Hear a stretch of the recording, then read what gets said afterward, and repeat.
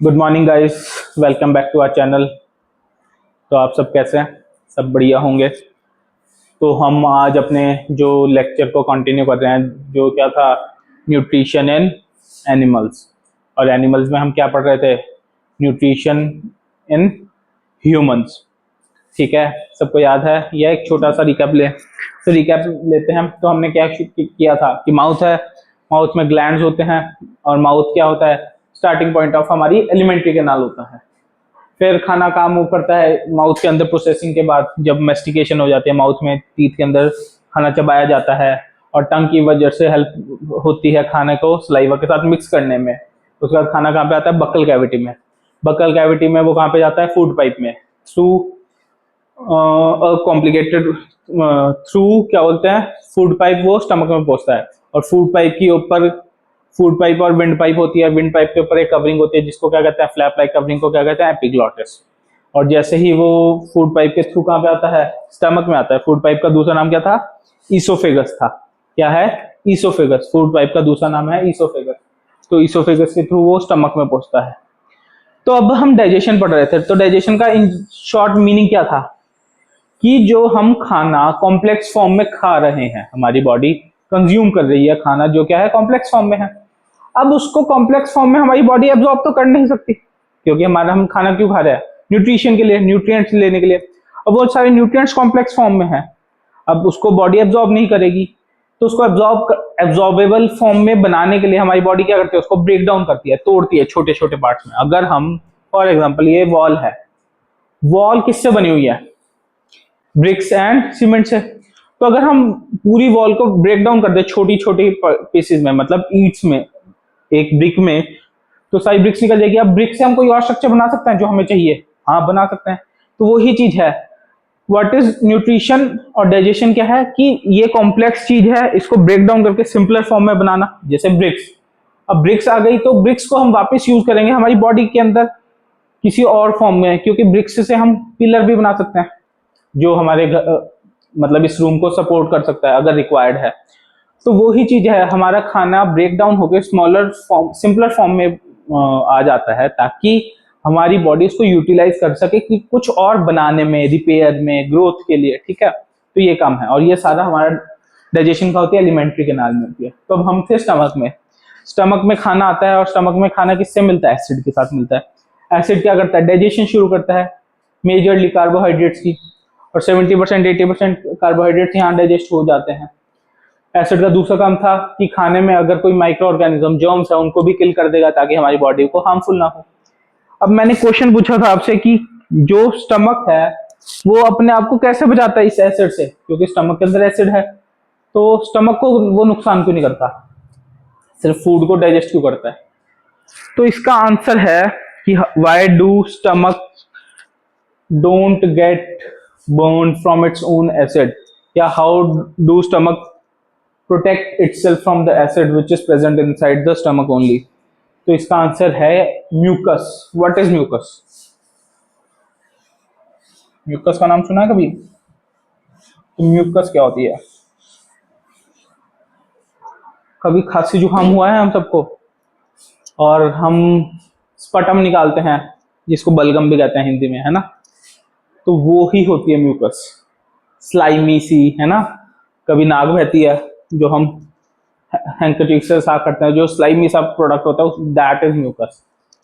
तो वो म्यूकस हमारी बॉडी के अंदर बहुत ज्यादा जगह प्रेजेंट होती है। जैसे हमारी नोज के अंदर भी म्यूकस की एक लेयर प्रेजेंट होती है, लंग्स के अंदर भी म्यूकस की लेयर प्रेजेंट होती है, वैसे ही हमारे डाइजेस्टिव ट्रैक्ट में, ईसोफेगस और इसमें स्टमक में एक म्यूकस की लाइनिंग होती है। तो जो ये स्टमक है ना, इसके ऊपर एक ऐसा ऐसा लाइनिंग सी है प्रेजेंट, थिक सी लाइनिंग प्रेजेंट है।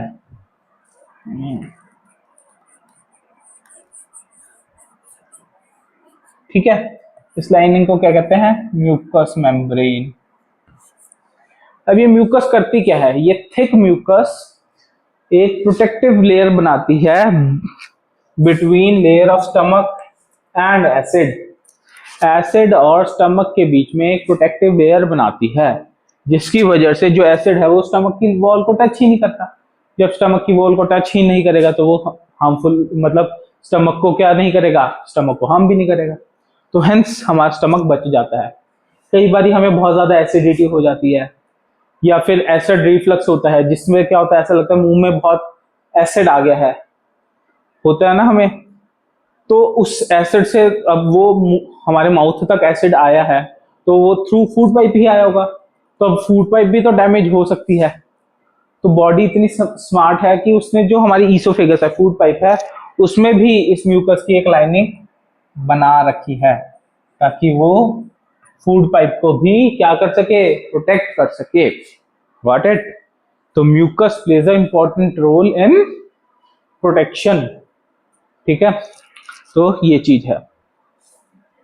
तो इधर हमारे बहुत सारी चीजें प्रेजेंट और होती हैं, लेकिन हमारे लिए सिर्फ इतना ही काफी है कि हमारे स्टमक में ये सारी डाइजेशन इस टाइप से होती है।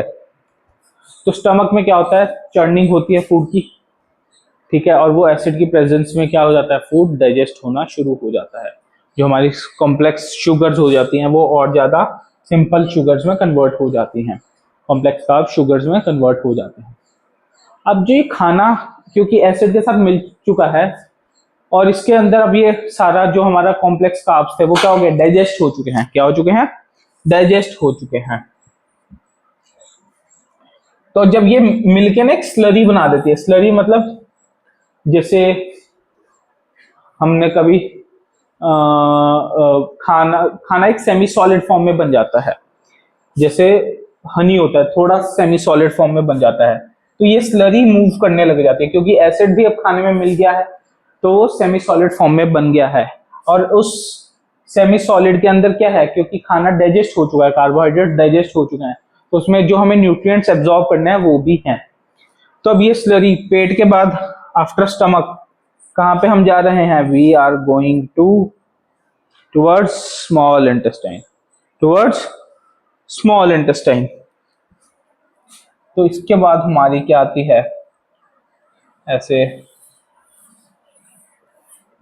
स्मॉल इंटेस्टाइन आती है।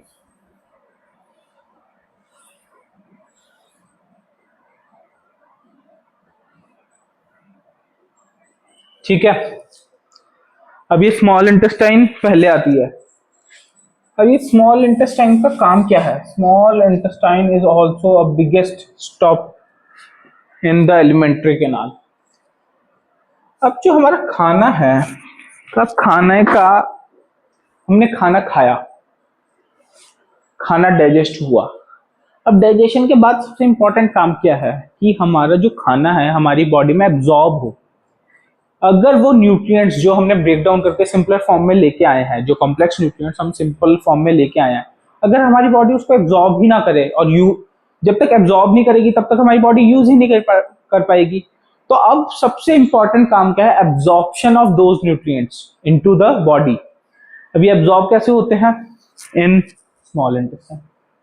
ठीक है, ये सारे एब्जॉर्प्शन कहाँ पे होती है, स्मॉल इंटेस्टाइन में। और स्मॉल इंटेस्टाइन में एक और चीज की डाइजेशन होती है, किसकी होती है, वो होती है फैट्स की। किसकी, स्मॉल इंटेस्टाइन में क्या होता है, एक तो काम होता है एब्जॉर्प्शन का, एब्जॉर्प्शन, और सेकंड काम क्या होता है, उससे पहले काम क्या होता है, फैट्स की डाइजेशन।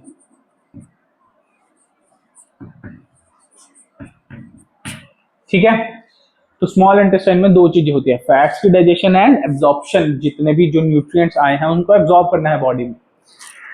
तो अब ये दो चीजें हमने पढ़नी है अच्छे से। तो अब जो हमारी थोरेसिक रीजन होता है, थोरेसिक रीजन मतलब ये वाला region below the diaphragm, lungs के नीचे वाला रीजन, उसमें हमारे पास अब खाना तो इधर आ गया था। अब स्टमक के बाद हमारा खाना स्मॉल इंटेस्टाइन में गया था। अब सबसे पहले स्मॉल इंटेस्टाइन में फैट डाइजेस्ट होगा। फैट डाइजेस्ट कैसे होता है, with the help of chemical known as bile, with the help of bile. अब ये बाइल है ये सिक्रीट कहाँ पे होता है, हमने कहा था ना, हमने दो तीन सिक्रीशंस के बारे में पढ़ना है। एक स्लाइवा के बारे में, जो स्लाइवरी ग्लैंड करते हैं, और दूसरा है bile, second is a bile.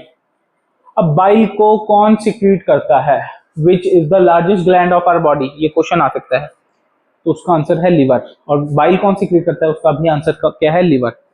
तो liver is the largest gland, और liver is I think the second most important organ after brain and heart is liver. ठीक है, क्योंकि हमारी बॉडी में जितनी भी केमिस्ट्री चलती है, केमिकल्स की सिक्रीशन, एब्जॉर्प्शन, ब्रेक डाउन, सब कुछ लिवर की हेल्प से होता है। और लिवर ट्रांसप्लांटर्स वेरी टीडियस जॉब, तो अपने लिवर को बचा के रखना है। ठीक है, तो लिवर जितना हार्ड इज कोई नहीं होता। ठीक है, liver is a very sensitive organ, उसको बचा के रखना है। ठीक है, तो ये याद रखना है। तो ये जो बाइल है ये कहाँ से सीक्रेट होता है? लिवर से। तो ये स्टमक के साथ ही प्रेजेंट होता है ऑलमोस्ट। और लिवर अपनी जो सिक्रीशंस है वो डायरेक्टली भी पोर कर देता है कहाँ पे? स्मॉल इंटेस्टाइन में। और लिवर और स्मॉल इंटेस्टाइन के जो बीच में एक स्टोरेज होता है। ठीक है, लिवर के अंदर, लिवर के पास जो ये बाइल होता है, ये बाइल 24 घंटे सीक्रेट नहीं हो सकता। तो लिवर के पास में ही एक ना स्टोरेज का पार्ट होता है जिसको हम कहते हैं गॉल ब्लैडर। क्या कहते हैं? Gall bladder. गॉल ब्लैडर क्या है? गॉल ब्लैडर सिंटेक्स की टंकी है, लेकिन अब वो घर की सिंटेक्स की टंकी नहीं है कि जो पानी स्टोर करे। ये किसकी सिंटेक्स की टंकी है? लीवर की सिंटेक्स की टंकी है। तो लीवर की सिंटेक्स टंकी क्या करेगी? बाइल को स्टोर करेगी। तो gall bladder is just a storage house of bile. ठीक है, क्योंकि जब भी आप खाना खाओगे सलाइवा सीक्रेट होगा और बाइल भी सीक्रेट होगा, बट बाइल 24/7 सीक्रेट नहीं हो सकता। तो बाइल जब सीक्रेट होता है तो थोड़ा बहुत स्टोर भी कहाँ पे हो जाता है? गॉल ब्लैडर में। ठीक है, तो क्या याद रखना है हमने? लिवर, लिवर क्या सीक्रेट करता है? बाइल। सेकेंडली, लिवर के पास एक स्टोरेज पार्ट भी है जिसको हम क्या कहते हैं? Gall bladder. Thirdly, liver is also the largest gland of our body. तो लिवर की सिक्रीशंस कहाँ पे पहुंचती है? हमारी स्मॉल इंटेस्टाइन में। और मैंने क्या कहा था? बाइल क्या करता है? स्मॉल इंटेस्टाइन में क्या होता है? स्मॉल इंटेस्टाइन में फैट्स की डाइजेशन होती है। स्मॉल इंटेस्टाइन में फैट्स की डाइजेशन होती है। तो ये जाके ये हमारा जो लीवर है ये किससे, इसके से एक डक्ट पाइप जाती है कहाँ पे? स्मॉल इंटेस्टाइन में, जो क्या पोर कर देती है? बाइल जूस पोर कर देती है। बाइल जूस कहाँ पे पोर हो जाता है? स्मॉल इंटेस्टाइन में। अब बाइल फैट्स की डाइजेशन कैसे करता है ये हमने देखना है। क्या देखा अभी तक हमने? जो हमारा स्लरी थी स्टमक से, जो डाइजेस्टेड खाना था स्लरी की फॉर्म में जिसमें कार्ब्स डाइजेस्टेड थे, वो कहाँ पे पहुंचता है? स्मॉल इंटेस्टाइन में। और स्मॉल इंटेस्टाइन में क्या डाइजेशन होती है? फैट्स की। फैट्स की डाइजेशन के लिए हमें क्या केमिकल चाहिए? बाइल, जो कहाँ से आता है? लिवर से आता है। लिवर के पास एक स्टोरेज पार्ट भी होता है जिसका नाम क्या होता है? Gall bladder. तो ये जो बाइल होता है ये फैट्स को कैसे ब्रेक करता है ये समझना है। फैट्स ना ऐसे बड़े बड़े मॉलिक्यूल्स की फॉर्म में होता है, बड़े बड़े ऐसे इकट्ठे नहीं है, ये बड़ा बड़ा ऐसे सर्कल्स में प्रेजेंट होता है। ये एक फैट सेल है। तो फैट्स, क्योंकि हमने अभी क्या पढ़ा? डाइजेशन क्या है कि हमने जो भी हमारे पास कॉम्प्लेक्स चीज है उसको ब्रेक डाउन करके सिंपलर फॉर्म में करना है। तो फैट्स को ना ऐसे बिल्कुल इतने बड़े चंक को डाइजेस्ट करना और एब्जॉर्ब करना दोनों बहुत मुश्किल है। तो अगर इसको डाइजेस्ट करना है, ठीक है, तो इसको छोटा करना पड़ेगा।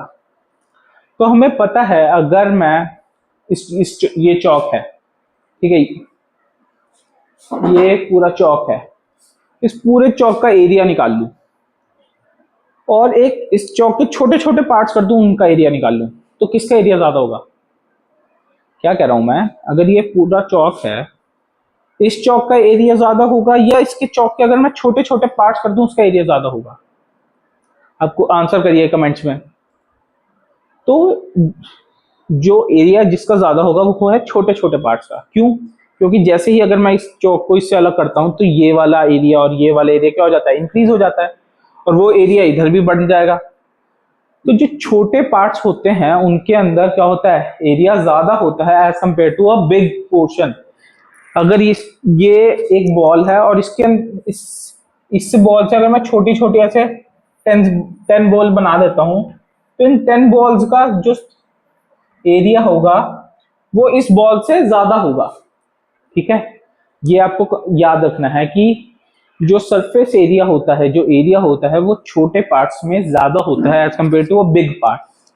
ठीक है, तो अगर फैट्स को डाइजेस्ट करना है तो हमें इतने बड़े पार्ट पे हम काम नहीं कर सकते, हमें उसको क्या करना पड़ेगा, ब्रेक डाउन करना पड़ेगा छोटे छोटे पार्ट्स में।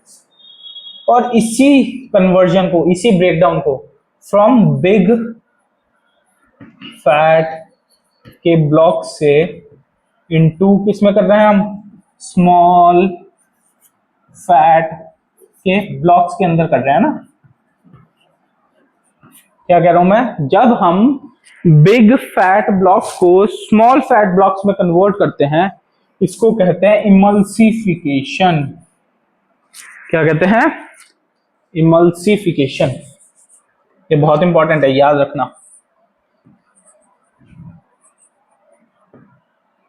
अरे यार,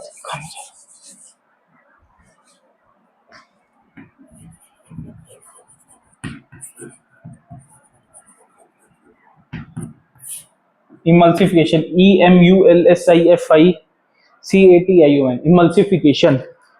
और ये इमल्सिफिकेशन करता कौन है, ये बाइल जूस।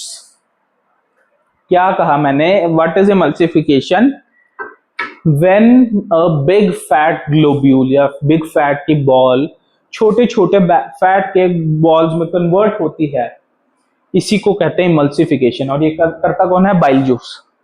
और जिसकी वजह से जो फैट के ऊपर वर्क होना है, डाइजेशन का मेन एक्शन होना है, वो हो सकता है।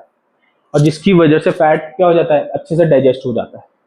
ठीक है, तो ये कहाँ पे होती है, सारी चीज स्मॉल इंटेस्टाइन में होती है। तो स्मॉल इंटेस्टाइन में हमारी फैट्स की मेन डाइजेशन होती है due to presence of bile, जो हमारे लीवर से आता है, जिसको हम कहते हैं इमल्सिफिकेशन। पहली बात है कि break down of big fat globules into small fat globules due to action of bile. तो ये कहाँ पे होती है, हमारी स्मॉल इंटेस्टाइन में होती है। ठीक है, तो ये पढ़ना है। कभी आपने देखा है, अगर पित्ता कहते हैं, हमारे स्टोन्स हो जाते हैं, स्टोन्स की पथरी हो गई किसी के, स्टोन्स हो गए, तो स्टोन्स होते किस में है, या तो किडनी में होंगे या फिर पित्ते में होंगे। व्हाट इज पित्ता, गॉल ब्लैडर, जिसको गॉल स्टोन्स कहते हैं। और जिसका गॉल ब्लैडर रिमूव कर दिया जाता है because of presence of stones in them, तो उस बंदे को कभी भी कहते हैं कोई हैवी डाइट नहीं खानी चाहिए। वाई, क्योंकि उसमें बाइल की स्टोरेज नहीं होगी, बाइल एकदम से प्रोड्यूस, बाइल की स्टोर्ड बाइल नहीं होगा, जो क्या ना करे, क्या नहीं करता, इमल्सिफिकेशन को स्लो डाउन कर देता है। तो अगर आप हैवी खाना खाओगे, कोई फैट, हाई फैट डाइट खाओगे, तो वो फैट क्या हो पाएगा, डाइजेस्ट नहीं हो पाएगा, और आपको हैवी हैवी फील होता रहेगा। इसलिए उन बंदों को क्या कहते हैं, उन ऑपरेटेड बंदों को कहते हैं कि आप हैवी फैट डाइट ना लीजिए। ठीक है, तो इसलिए उनको पूरी छोले भटूरे सब कुछ मना कर देता है डॉक्टर कि आपने ये चीजें नहीं खानी। ठीक है, तो हमने एक चीज पढ़ ली कि हमारा फैट क्या हो गया, फैट ब्रेक डाउन हो गया और डाइजेशन की प्रोसेस शुरू हो गई।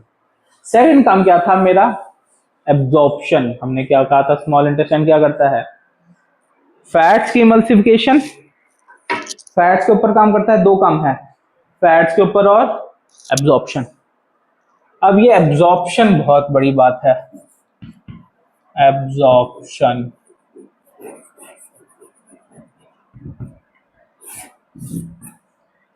तो ये एब्जॉर्प्शन कैसे होती है, खाने की स्लरी इतनी सारी आ गई जिसमें फैट्स भी डाइजेस्टेड है, प्रोटीन भी डाइजेस्टेड है।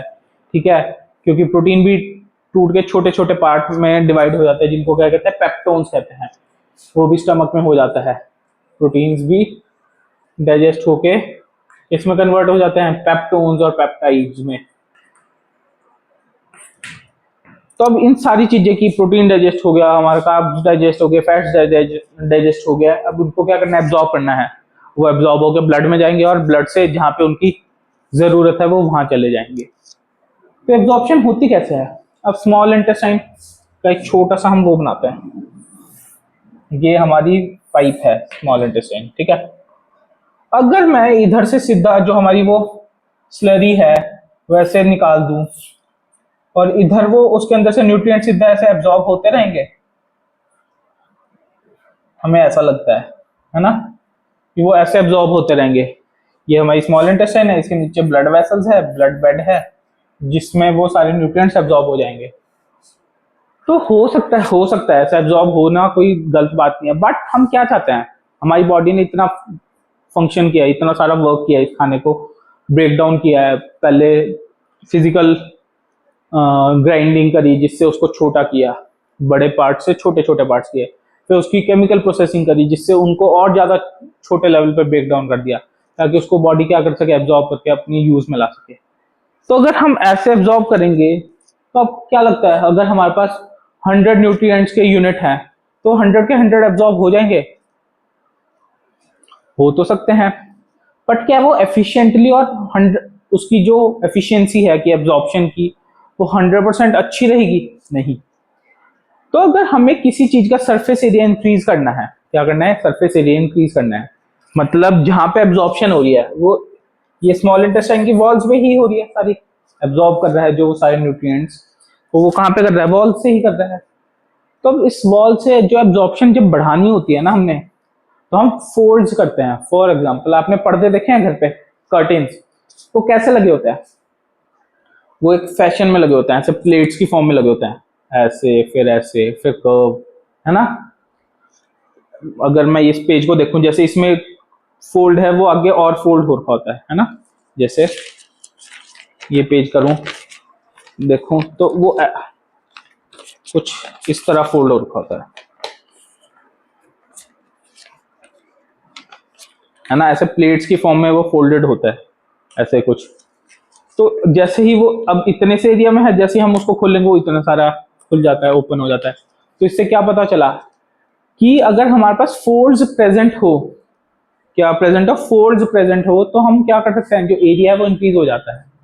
ठीक है, तो जो ये हमारी स्मॉल इंटेस्टाइन है ना, इसमें भी ऐसे फोल्ड्स होते हैं,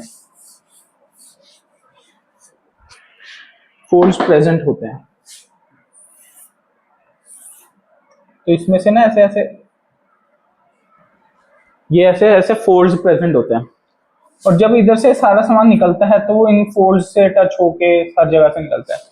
तो इससे क्या हो जाता है, अगर मैं इस थ्रेड को सीधा करूं, ये वाला जो फोल्डेड एरिया है, तो इसकी लेंथ इससे लंबी आएगी। तो जिससे क्या प्रूव होता है, जो ये सरफेस एरिया बढ़ जाता है, इससे क्या हो जाता है, जब सरफेस एरिया ज्यादा होगा कांटेक्ट में हमारे न्यूट्रिएंट्स के, तो वो एब्जॉर्प्शन भी तो उनकी उतनी ज्यादा होगी, जितना ज्यादा सरफेस एरिया उतनी ज्यादा एब्जॉर्प्शन।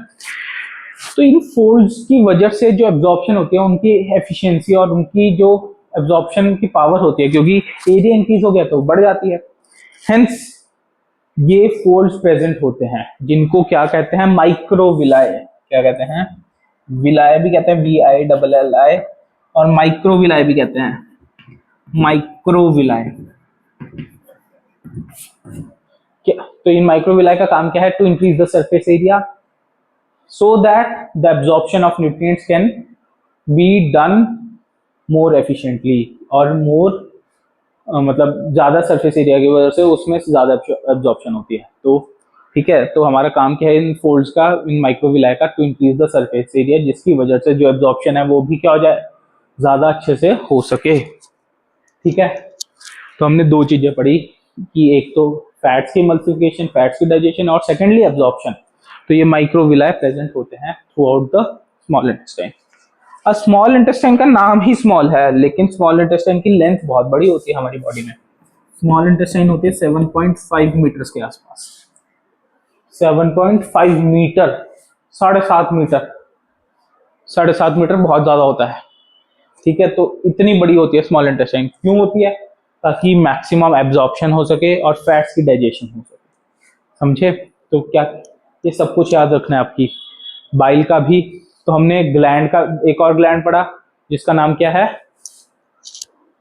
लिवर, जो क्या करता है, अपने सिक्रीशन बाइल जूस को कहाँ पे डालता है, पैनक्रियास में। और जो ये पेट होता है, जस्ट पेट के नीचे एक ऐसे ना लीफ जैसा ग्लैंड भी प्रेजेंट होता है, एक ऐसे लीफ जैसा ग्लैंड प्रेजेंट होता है जिसको हम कहते हैं पैनक्रियास, जिसको क्या कहते हैं, पैनक्रियास।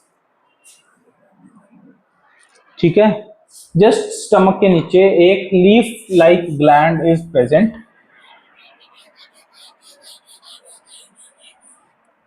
जिसको हम क्या कहते हैं, पैनक्रियास कहते हैं।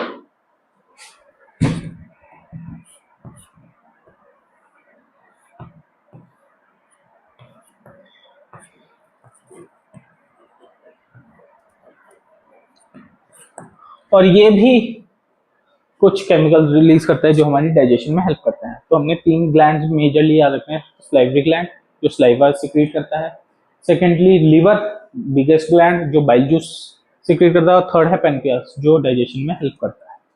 ठीक है, तो ये चीजें हमने क्या पढ़नी थी, लीवर के बारे में, स्मॉल इंटेस्टाइन के बारे में पढ़नी थी। और स्मॉल इंटेस्टाइन के हमने साथ में क्या पढ़ा, लीवर एंड पैनक्रियास भी पढ़ा।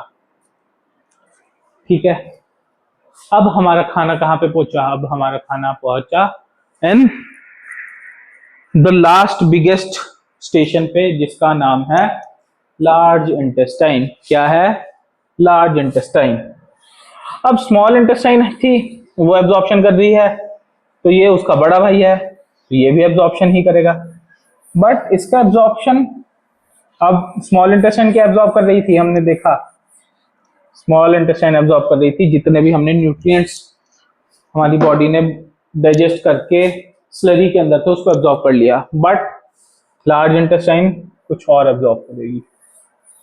ये हमारी स्मॉल इंटेस्टाइन थी। स्मॉल इंटेस्टाइन आगे जाके ऐसे ब्रॉड हो जाती है और ऐसे ऐसे ऐसे ऐसे चल के बॉडी के बाहर तक टच होती है। ठीक है, तो ये होगी हमारी स्मॉल इंटेस्टाइन और ये हो गई हमारी लार्ज इंटेस्टाइन। अब लार्ज इंटेस्टाइन ना थोड़ी ऐसे फोल्डेड फॉर्म में होती है,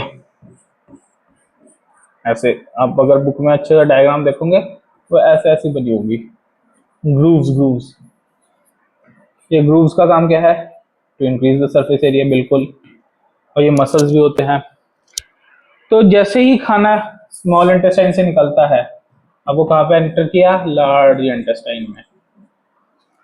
ठीक है, लास्ट पार्ट। अब जो लार्ज इंटेस्टाइन की लेंथ होती है वो स्मॉल इंटेस्टाइन से छोटी होती है, ऑलमोस्ट 1.5 मीटर होती है सिर्फ लार्ज इंटेस्टाइन की लेंथ। उसकी कितनी थी, 7.5 मीटर्स की थी। ठीक है, तो ये याद रखना है।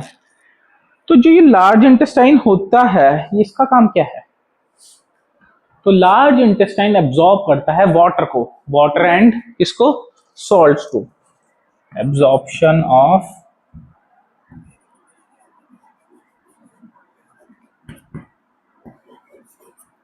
किसकी हो रही है, water and salts, water plus salts. अब क्योंकि जो खाना जो भी अब जो लार्ज इंटेस्टाइन में चीज पहुंची है वो उसमें से मैक्सिमम न्यूट्रिएंट्स एब्जॉर्ब हो चुके हैं। अब जो लार्ज इंटेस्टाइन में चीज पहुंची है वो सारी अनडाइजेस्टेड है, जो हमारी बॉडी डाइजेस्ट नहीं कर सकती। ठीक है, वो सारी चीजें हैं, लेकिन उसमें से हम क्या निकाल सकते हैं, कुछ मिनरल्स, सॉल्ट्स और कुछ वाटर।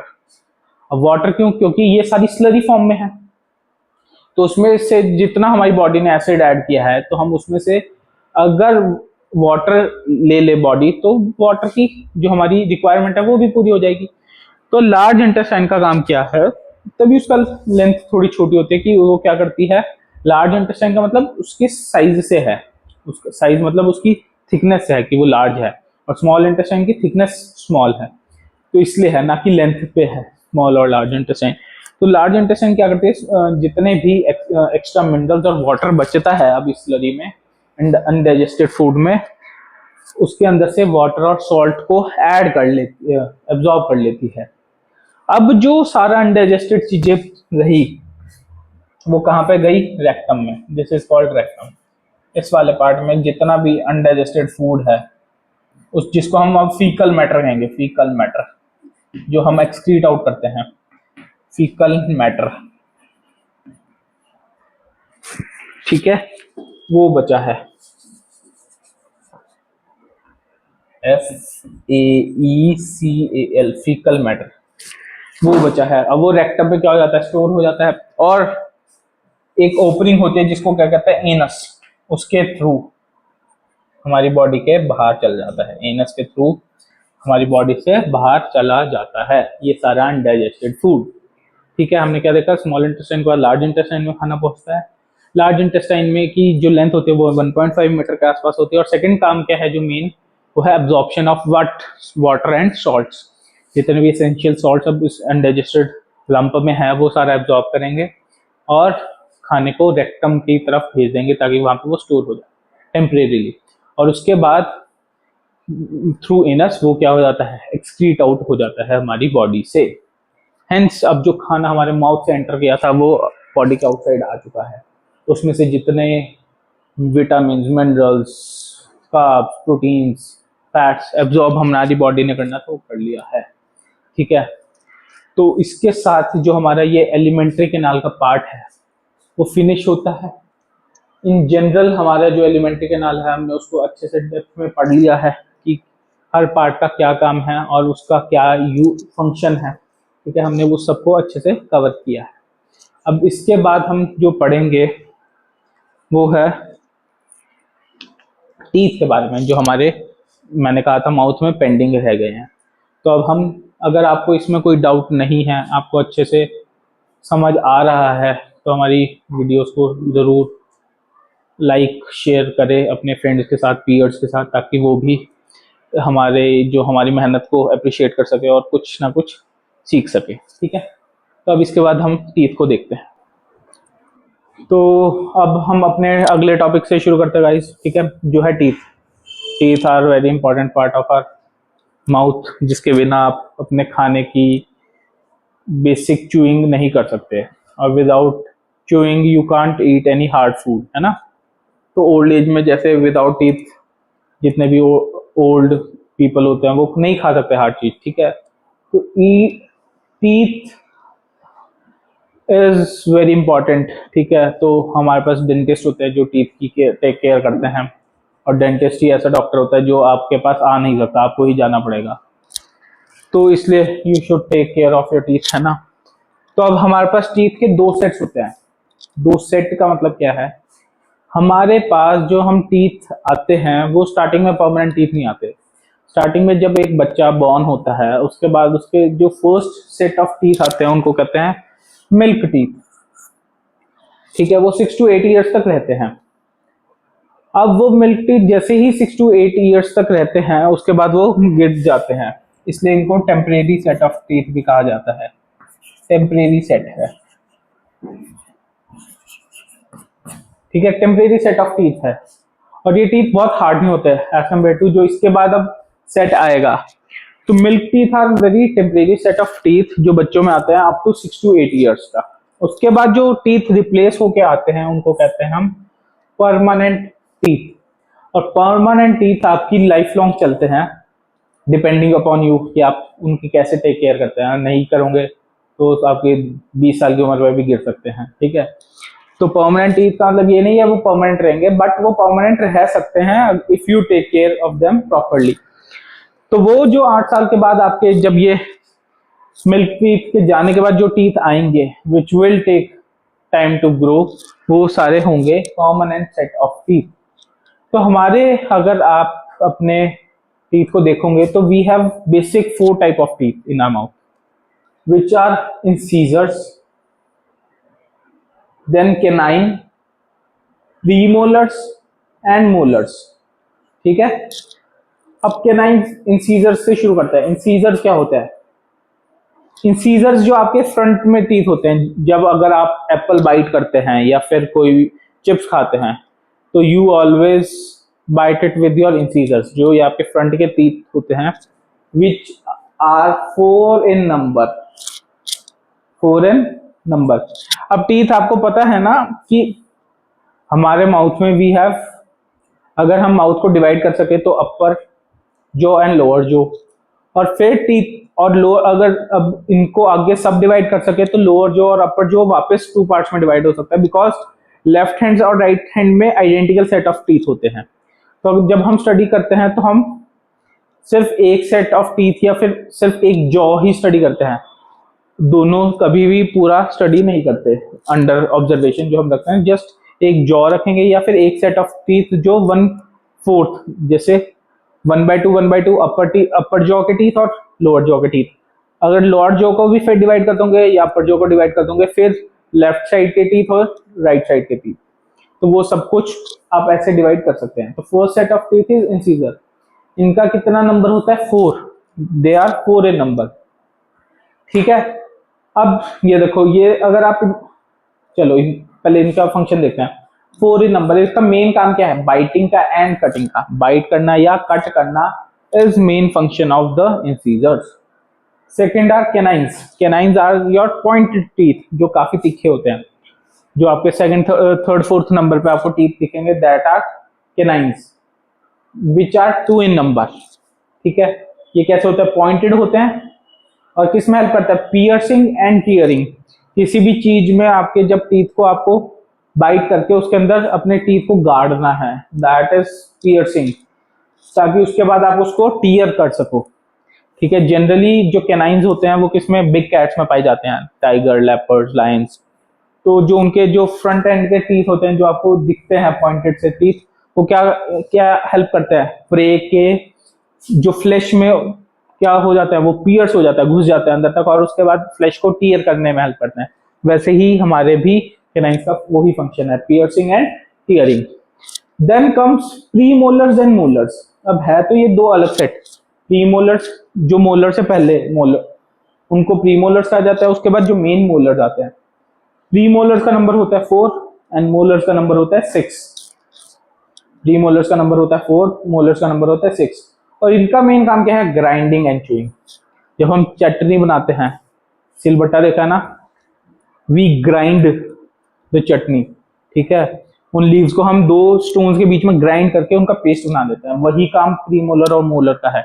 जो भी हमने खाना खाया है, बाइट करा है, उसके बाद उसको टीयर किया है, उनको ग्राइंड करना और च्यू करके उसको पेस्ट लाइक फॉर्म में बना देना, ताकि उनकी डाइजेशन अच्छे से हो सके। और वो फिर ऐसा फूड किसके साथ मिक्स होता है? सलाइवा के साथ, जो हमारे डाइजेशन में काम आता है। समझ गए? तो हम यही डेंटिस्ट फॉर्मूला है, इंसीजर्स, कैनाइन, प्रीमोलर, मोलर और इनका नंबर। अब अगर आप इनको टोटल करोगे, कितना आएगा? 4 + 2 6, 6 + 4 6 + 4 इज 10, 10 + 6 इज 16। तो ये एक जो के अंदर आपके 16 टीथ होते हैं। We have 2 jaws into 2 and it comes out to be 32। तो 32 दांत या 32 teeth we have in total. ठीक है, तो ये 16 हो गया। 6 + 4 10, 10 + 6 इज 16। तो 16 into 2 is 32. So we have total 32 number of teeth in our mouth in a full grown adult.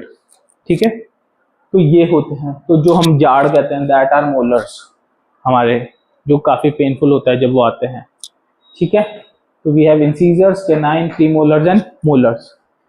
अब पॉइंट आता है कि अब टीथ होता है, टीथ का क्या कलर होता है in general? What colour of teeth do we have? White.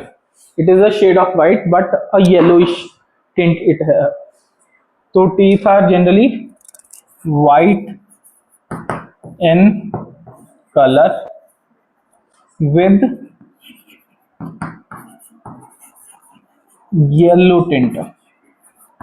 मतलब होते तो एग्जैक्ट प्योर व्हाइट नहीं होते हमारे टीथ, व्हाइट कलर लगता है, बट एक येलोइश टच उनके अंदर आता है। ये एक नेचुरल कलर होता है हमारे टीथ का।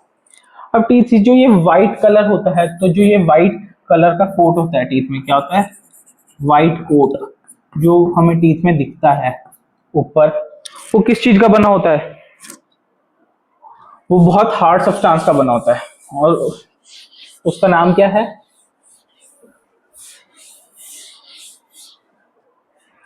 उस हार्ड सब्सटेंस का नाम क्या है? ये व्हाइट कोट को क्या कहते हैं? इनेमल। क्या कहते हैं? Enamel. This is very hard in nature. ठीक है, इस इनेमल के नीचे हमारे पास सॉफ्ट गम होता है। इस इनेमल के नीचे वी हैव सॉफ्ट डेंटाइन।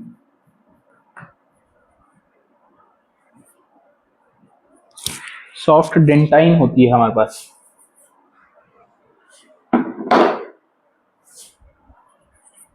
ठीक है, अब जो ये इनेमल होता है, ये तो वैसा हार्ड कवरिंग होती है बहुत। तो जब हमारा टीथ सही होता है, ये इनेमल क्या करता है? हमारे जो ये सॉफ्ट डेंटाइन होते हैं, इसको प्रोटेक्ट करता है। इसी लेयर के अंदर हमारे नर्व्स होती हैं। ठीक है, तो ये इनेमल कई बारी टाइम के साथ क्या हो जाता है, नेचुरल प्रोसेस से करोड भी हो जाता है, या फिर कई बार केमिकल प्रोसेस से भी इरोड हो जाता है। इरोड या करोड का मतलब यही है कि जो इसकी लेयर है वो थिकन, जो थिकनेस होती है वो खत्म होती जाती है। अगर आप प्रॉपरली खाना खाने के बाद ब्रश नहीं करते, तो अगर रात को आपके माउथ के या माउथ में टीथ के बीच में कोई फूड पार्टिकल्स बच जाते हैं, तो उनमें बैक्टीरिया ग्रो करने लग जाते हैं, और वो बैक्टीरिया इन टर्न क्या करते हैं, इनेमल को क्या कर देते हैं, डीके कर देते हैं, सड़ा देते हैं। और ये जैसे ही इनेमल सड़ के, जो ये आपके इनेमल में क्या हो जाता है, ब्लैक एरिया हो जाता है, उसमें क्या हो जाता है, इन्फेक्शन हो जाता है। और वो इन्फेक्शन इनेमल के नीचे कहाँ पे होता है, डेंटाइन के अंदर होता है। और जैसे ही डेंटाइन में क्योंकि नर्व्स होती है, फिर आप डीके के बाद क्या होता है, टूथ एक होना शुरू हो जाता है, टूथ एक। ठीक है, तो पॉइंटर्स की, जो हम रात को हम खाना खाने के बाद हमें क्या करना चाहिए, माउथ को थरोली क्या करना चाहिए, साफ करना चाहिए। बिकॉज कोई भी आपके माउथ में जो एक्स्ट्रा फूड मटेरियल या फूड पार्टिकल्स जो प्रेजेंट है बिटवीन द टीथ, ठीक है, वो निकल जाएगा तो सही रहेगा, नहीं तो वो क्या करेगा, वो फूड पार्टिकल्स रात को क्या हो जाएंगे, उन पे बैक्टीरिया ग्रो करेंगे, और वो इन लॉन्ग रन क्या कर देंगे, टूथ को धीरे धीरे डिके करने लग जाएंगे, खराब करने लग जाएंगे, जिसको हम कहते हैं हिंदी में कीड़ा लग गया है। और वो डीके करेगा, फिर आपको टूथ एक होगा, then you need to get it rectified from a dentist. जाओगे, वो उधर होल करेगा, एंटीबायोटिक्स लगाएगा, ताकि जितने भी जर्म्स हैं उधर वो क्या हो जाए, मर जाए। फिर उस एरिया को वो आर्टिफिशियली फिल करेगा सीमेंटिंग लेयर वगैरह डाल के। तो इससे अच्छा क्या है, we should generally in everyday life हमें एक गुड लाइफ प्रैक्टिसेस करनी चाहिए, जिसमें हमें अपने टीथ का बहुत अच्छे से ध्यान रखना चाहिए, ताकि वो लॉन्ग टर्म तक चल सके। और अगर आप काफ़ी हाई स्वीट वाली चीज़ें खाते हैं, मतलब जिसमें हाई शुगर कंटेंट होता है, तो जनरली आपके वो टूथ डीके की तरफ आपको लीड करता है, और वो आपके लिए हेल्दी भी नहीं है। तो ये आपको टूथ डीके पे है।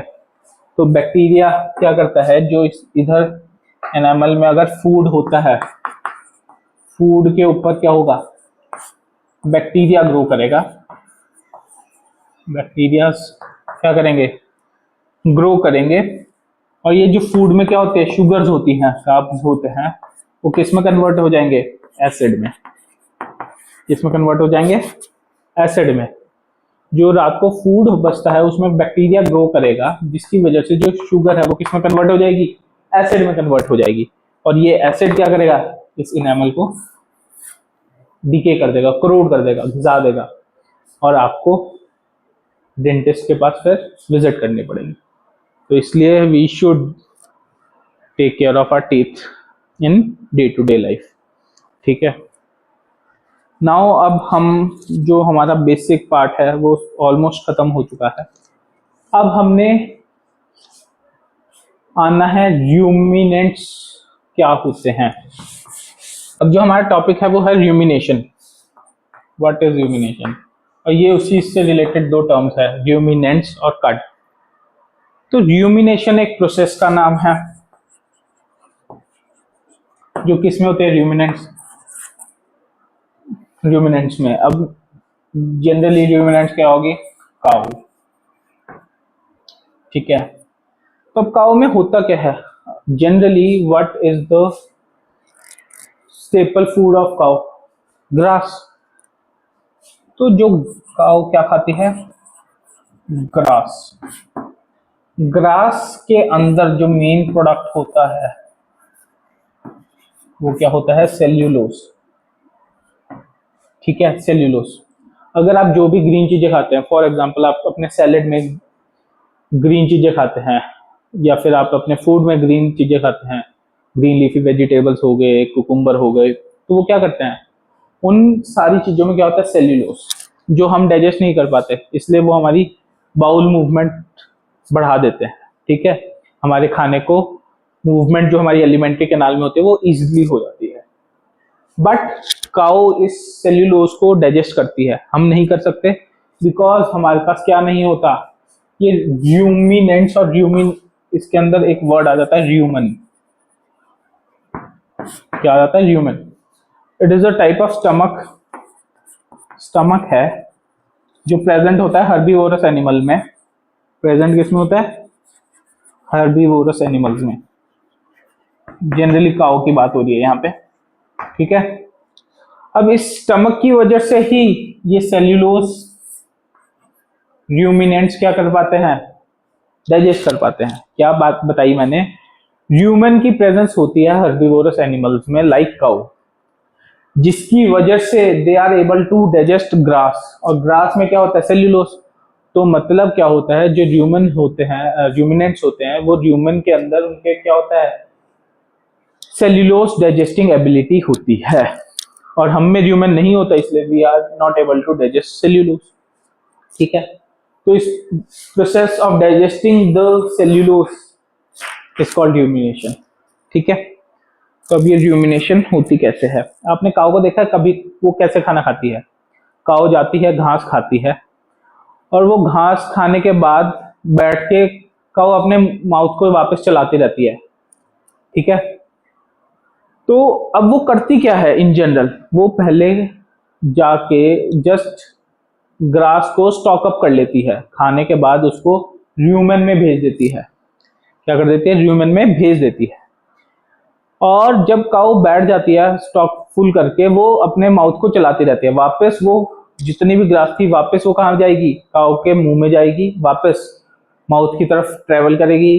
काऊ उसको और ज्यादा ग्राइंड करेगी, और ज्यादा थरली ग्राइंड करेगी, और फिर उसके बाद वो आगे और स्टमक्स में पास होकर डाइजेस्ट होता है। तो ये प्रोसेस होती है, ठीक है। अब जो ये फर्स्ट, जब हम काऊ ने ग्रास खाई और वो खाने के बाद कहां पे गई? ह्यूमन में गई।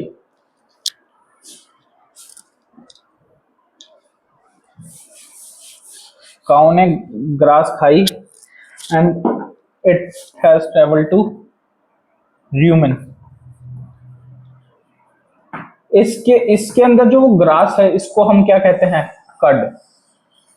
इसी ग्रास को क्या कहने लग जाते हैं? कड। अब वो जब ह्यूमन में चली जाती है घास, उसको हम क्या कहते हैं? कड कहते हैं। तभी मैंने वो टर्म लिखी थी, कड। अब ये कड वापस ह्यूमन से कहा जाएगा? काऊ के माउथ में, और माउथ से वापस ग्राइंडिंग होके वो आगे अब स्टमक, दूसरे स्टमक में मूव करके डाइजेस्ट होगा, ठीक है। क्या होता है? काऊ खाना खाती है, ग्रास खाती है, और वो कहां पे जाता है? ह्यूमन में। अब उसको क्या कहते हैं? कड कहते हैं। तो बस खत्म ही, ये लास्ट टॉपिक है। तो हम क्या कर रहे थे कि ह्यूमन में जाता है, ह्यूमन में उस ग्रास को क्या कहते हैं? कड कहते हैं। वो कड वापस काऊ कहाँ लेके जाती है? माउथ में लेके जाती है, उसकी और ग्राइंडिंग करती है अच्छे से, और फिर वो आगे बाकी स्टमक्स में मूव करता है। काऊ हैज मेनी स्टमक्स, और उसके बाद वो डाइजेस्ट होता है।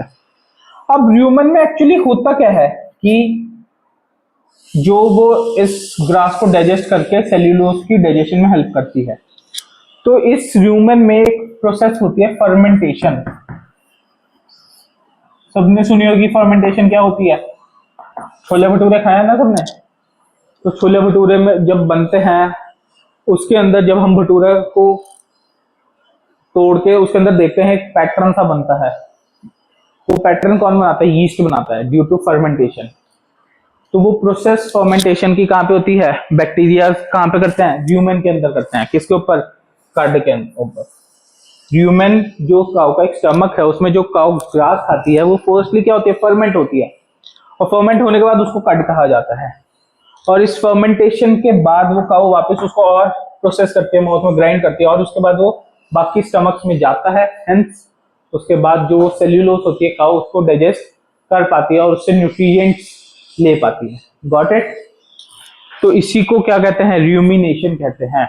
तो rumination is a process by which herbivorous animals like cow is able to digest the grass which have high cellulose content in it, और वो कैसे होता है, because in ruminants a special stomach which is known as rumen is present, in which the process of fermentation takes place with the help of some bacteria, and due to this process the cow is able to digest its grass and take out nutrients which is required by the cow. ठीक है, तो ये हमारा आखिरी topic था इस chapter का। अगर आपको हमारा कंटेंट अच्छा लग रहा है और हमारे जो पढ़ाने का ढंग अच्छा लग रहा है तो अपना प्यार दिखाइए हमारी वीडियोस को, ताकि हमें भी एक मोटिवेशन मिले और हम आपके लिए आगे इतनी ही शिद्दत से अपना काम को कंटिन्यू रख सके। बिकॉज मैं तो अपने फेस को शो करता हूँ, but we have a whole team which is working very hard behind it. So do share, like and comment on these videos. और आपके पास कोई डाउट आते हैं तो आप हमें डीएम भी कर सकते हैं या फिर कमेंट्स भी कर सकते हैं, और हमारे इंस्टा हैंडल्स के भी लिंक्स आपको डिस्क्रिप्शन में मिल जाएंगे। आप हमारे चैनल के पेज को भी विजिट कर सकते हैं, क्योंकि वहाँ पे आपके लिए हम नई नई चीज़ें लेके आते रहते हैं। So till then guys, bye bye. और आप इन चैप्टर से गो थ्रू होइए। अब हमने अपने चैप्टर लास्ट चैप्टर मतलब इस चैप्टर को भी एंड कर दिया है। अब अगले लेक्चर में हम अपनी एसएसटी के लेक्चर के साथ कंटिन्यू करेंगे। बाय।